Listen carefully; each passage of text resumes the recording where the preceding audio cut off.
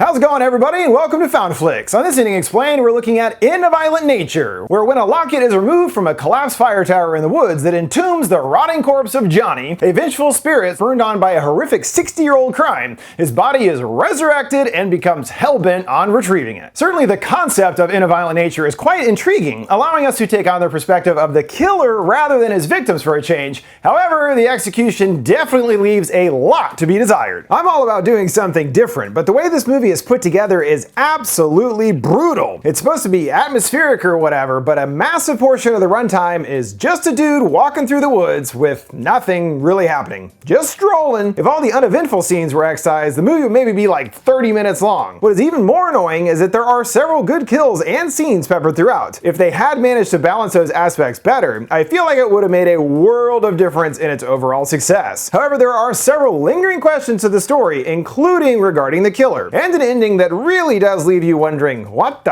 hell was that all about? So let's check out In a Violent Nature, breaking down the story, including everything we learn about the killer Johnny, and explaining the open-ended ending. In the wilds of Canada, some kids are overheard talking and find a gold necklace amongst the decayed remnants of a building. They consider that maybe it's here for a reason, and one makes mention of the White Plains slaughter. No one else has heard of it, and they dismiss it as baloney. They want to leave, and on the way out, one kid, Troy, decides to grab the necklace after all, unleashing a terrible horror. We linger on dead space for quite some time until bubbling is heard from beneath the earth. The dirt rustles, and what looks like an air pipe starts jiggling around. A dirty hand crosses the surface, seeing only a few walls are left standing of the burnt out building. A figure begins rising from the earth and really takes his sweet time too. The now resurrected Johnny digs himself from the dirt and begins to, what else, mindlessly wander around, which leads us into the movie's signature behind the back walking shot. Yeah, get used to that. It definitely does get boring watching this guy stomp around endlessly. So let's bring in a little bit of the fast forward, get to the good stuff. He notices a bear trap amongst the grass and comes to a long dead animal corpse also trapped. On the trees there's a camera along with a marker, and a loud horn honking grabs his attention. There's more markers, and he decides to follow the sound, making out two guys arguing. One is a ranger complaining to the other dude, Chuck, about leaving all the traps out in the woods. Chuck denies that it was him, and after several attempts at threatening each other, the ranger gives up for now, leaving with the warning that one day something could walk right through those traps. Then what are you gonna do, buddy? Chuck coughs back inside to his rickety house, just as the killer reaches the house in time to see the truck driving away. Johnny meanders inside, and Chuck steps out with a shotgun. The radio makes mention of a steel factory that has been closed down, and they say there is hope of getting some relief for the workers,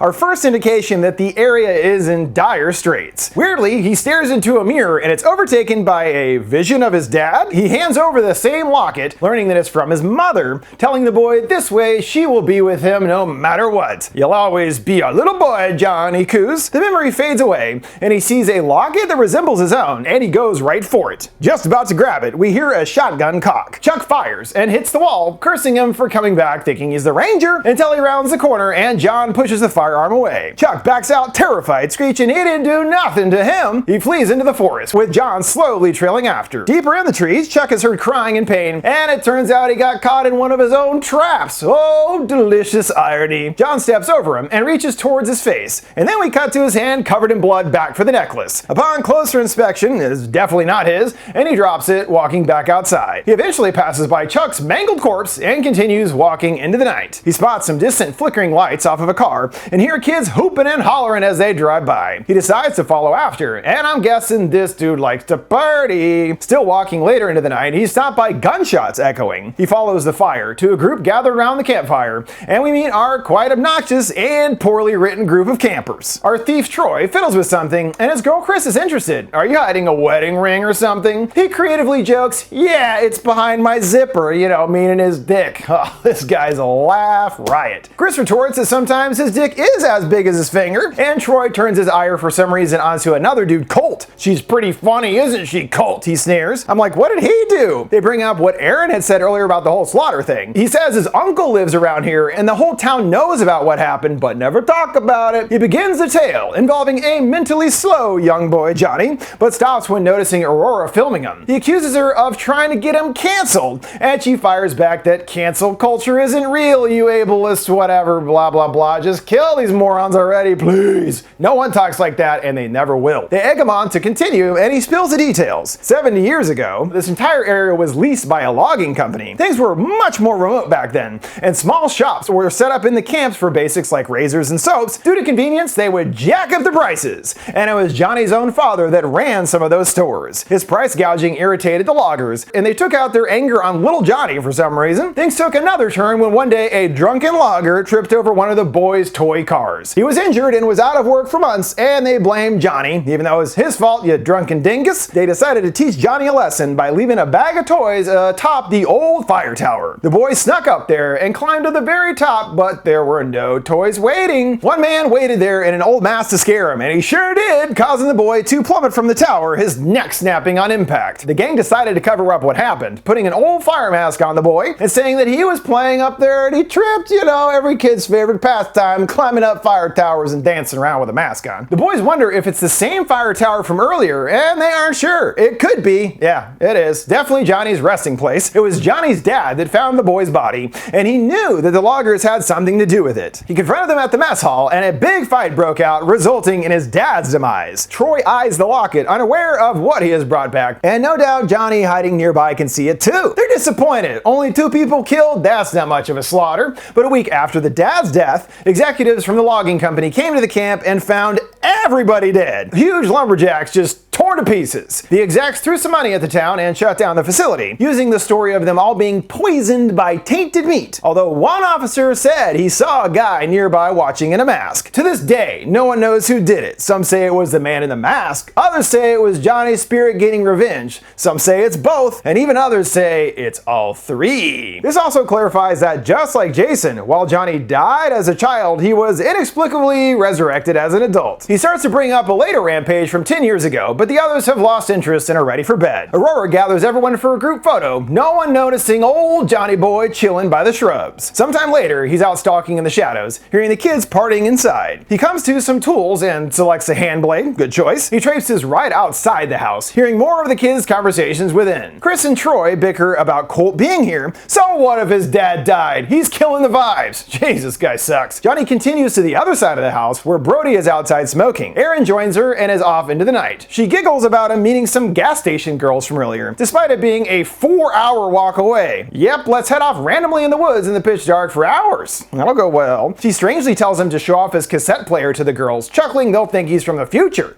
I guess that's a joke? I'm not sure that these are actual human beings. Again, nobody talks like this, ever. Erin shrugs it off and heads into the woods, the music fading away into the already familiar chirps of insects and crunching grass. Meanwhile, Johnny is taking in a little peekaboo show before Chris closes the curtains. In need of some kind of satisfaction, he notices Erin sparking up. He surprises him with a knife right through the jaw, digging the blade deeper through his skull until sawing his head completely in half. Congrats, our first on-screen kill. I honestly thought he was just going to slaughter the rest of the kids and move on, but no such luck. He's apparently got other pressing business to deal with. But don't forget Erin's body. You gotta take that with you. It's really important. He drags it through the woods until they arrive at a ranger station. Johnny utilizes the top chunk of the head to smash the window and lets himself in. He puts the rest of his body to use, tossing it into a display of fireman's crap. He hones in on a select few items, a weird old fire mask, along with a drag hook and axe, all tools used by firemen in the olden days. Now freshly accessorized, he walks into a new morning, and I gotta say, man, this guy really gets his steps in. Dude is fit. After a while of walking, he discovers Brody and Aurora flirting by the lake. Johnny jabs his axe into his stump and walks right into the water after his next victim. The girls keep egging each other on about making a move, but for now, Aurora puts a fork in the steamy talk. She's off to do some yoga, but come find her after her dip. All alone, the water appears calm and peaceful, but of course, Brody doesn't know there's a dude under the water coming right for her, and he doesn't have to breathe because he's a freaking ghost or whatever. She lets out a small yelp and is dragged under the surface. She crests the water, screaming, and is dunked once more.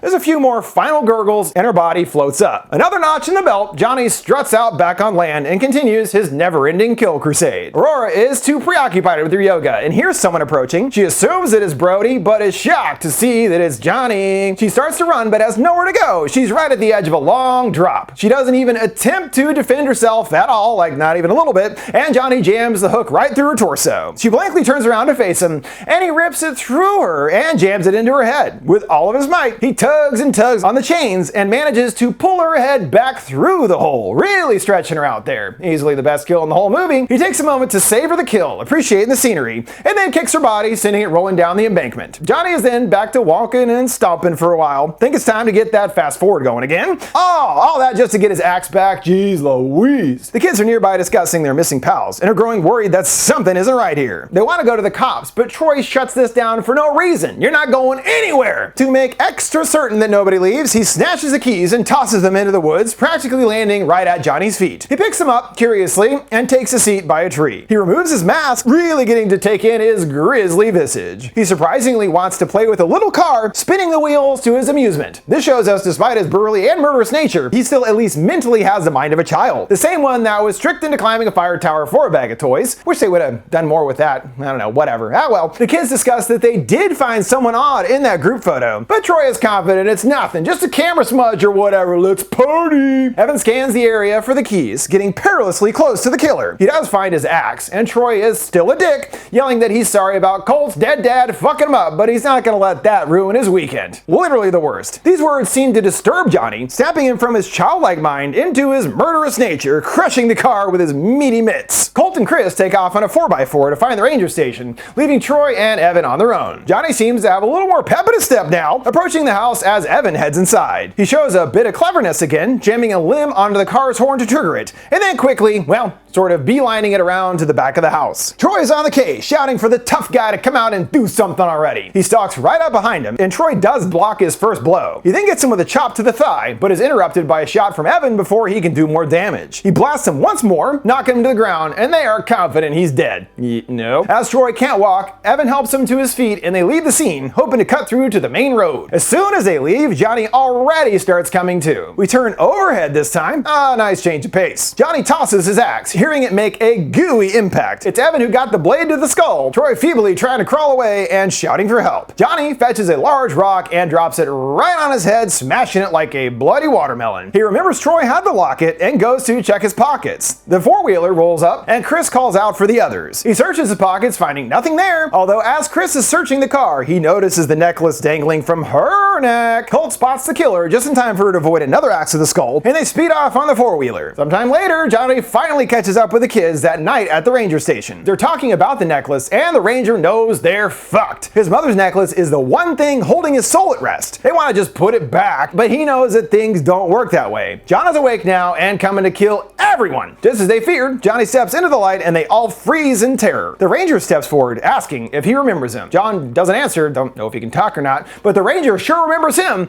and fills in the details of that second wave of killing that occurred 10 years ago. I put you in the ground then, and I'll do it again, he groans. John makes a move, and the ranger fires, knocking him on his ass, but knows that he's not dead. He tasks Colt to grab some chains. They need to get him back to the fire tower, as it's the only ground that will hold him. So it sounds like the only way to truly defeat John is to bury him where he died, along with his mother's locket. Otherwise, there is no stopping this dude. The kids can't believe it's the same guy from the campfire story, and the ranger relents that most of the story is true. However, there was one survivor from the massacre, as in the one right after both Johnny and his dad were dead. It was actually his dad that defeated Johnny the first time, and as a kid, the ranger never believes his stories. Then there was a second rampage 10 years ago, where the ranger lost several of his friends. So he did the same thing as his dad, putting him in the ground. And this time he aims to keep him there for good. Yeah, at least maybe put up like a warning sign there. Don't remove locket or killer zombie guy is gonna come and get you. You know, caution tape, something. I'm honestly surprised he's only come back twice, considering. The ranger needs Colt to get him wrapped in the chains, but he's too terrified to even move. Thusly, the ranger elects to do an exchange. On the count of 3, he will hand over the gun to Colt, and the ranger will tie him up. And you already know it's not gonna work out. As soon as they reach 3, Johnny grabs the gun, the ranger yelling for the kids to run! He fires again, and Johnny moves the barrel to a direct hit on the four-wheeler. Well, so much for that. Johnny easily gets the upper hand and snaps the ranger's spine, turning him into an unmoving bag of flesh. John leaves his incapacitated victim and enters another building, activating a loud-ass motor. You can guess what it's for. Yep, a big-ass log cutter. This is definitely definitely designed to be another calling card kill sequence, but it just doesn't work for me. Sure, it's brutal, but it takes way too long. Plus, the Ranger is already doomed, so it doesn't have the same tension, you know, and it just draws it out. He doesn't even react or scream or nothing. It's just like, get it over with already, bro. Johnny utilizes the machine to first remove his hand, and actually for a moment I thought he was going to deliberately cut off each of his limbs one by one over a 20-minute sequence or something, but nope, next up is his head. And again, even though he was already doomed, just get to the money shot already. So long to the Ranger. You did get him once, but not twice. With the Ranger destroyed, Johnny returns to his favorite pastime. Before too long, Cole shouts out to come and get them. They're right here, he goads them. Johnny follows their voices, and the pair sneak right by behind him. He can feel something and turns back, heaving in place. Chris foolishly whispers in terror that he can see us, and he tells her to shut her darn trap. He decides to try and distract the killer, promising I'll be right back. I won't let anything happen to you. She begs him not to go, and John is just kind of standing there listening to them the whole time. Colt appears behind him, yelling to come and get them, and John obliges with an axe right to the face. One smash is definitely not enough, and John continues mutilating his head. Well, I didn't distract him for too long. He keeps smashing away, and Chris stands there utterly frozen instead of running. This guy is never fast. You could easily outrun the guy. Yet she just keeps her ground, and Johnny keeps bashing for a while.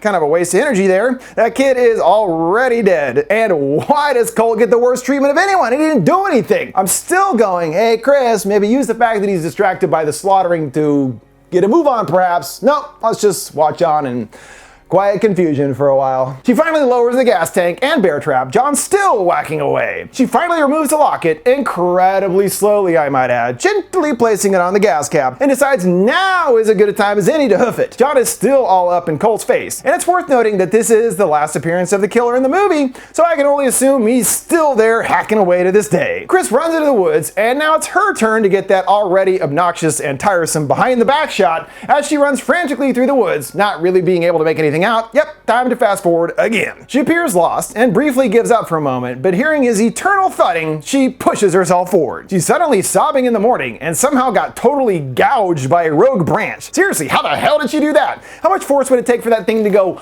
all the way through your foot? Whatever. She pulls it out and continues stumbling on her merry way. She makes it out to a road and then comes across a truck. She flags him down, and in a garbled voice, the lady asks what happened and helps her in the car. She keeps asking, but Chris is too shell-shocked, staring blankly off into the woods. And to continue with the Friday the 13th homages that are all over this daggone movie, our driver here also played Vicky from part 2. Neat. She tries to keep Chris focused and alert, asking more questions. She tells her countless times that things are going to be okay, and according to her, she's seen worse than that, and they made it through just fine. Chris asks what she means, and the driver launches into an incredibly drawn-out monologue about her brother working on a case involving a bear attack. Pretty much, Bobby was called to the scene of attack and found tons of torn-up animal carcasses, but none were eaten. Before long, when crossing a river, a bear got him in a surprise attack. He briefly drowned, but was saved after the fact by another officer. 100 stitches later, and he was right as rain, I guess. Chris inquires about the bear, and no one knows what happened to it. It was gone by the time they arrived on the scene. He assumed that it had something called field henhouse syndrome. When animals get it, they just keep killing everything around them. Not for food or nothing, just for all the fun killing. Animals don't get too hung up on reason, according to Bobby. I assume this must have had some relevance in some way to Johnny, because why the hell else would it be happening? But not really. Maybe Johnny has henhouse syndrome or whatever, but again, he's a supernatural being, not a bear. So yeah, just a waste of screen time, really. Chris starts passing out, and the driver tries to keep her awake and see that she's lost a lot of blood. Still not responding. She is forced to pull over, and Chris suddenly gets a lot more animated, screeching to keep driving. They need to stop the bleeding, and she gets to work with a tourniquet. Chris appears dazed, staring intently into the trees. She just keeps looking, and nope, nothing is there. Sure, trees and leaves blowing and shit. I guess the idea behind this lengthy outro is to play with our expectations. Typically, Friday the 13th flicks end with a final scare, and here we, just like Chris, are anxiously awaiting that to happen. Yet it never does. I get subverting expectations, but this makes me go, why did any of that even happen? We leave Chris and take in more picturesque shots of the serene landscape. It really is quite beautiful. Back in the bear trap, we very slowly pan over to the gas can and see that the locket is missing, meaning Johnny finally got bored of smashing up Colt's head and picked it up. He's no doubt still out there and waiting for his inevitable next victim. There is a lot of vagueness when it comes to the John character,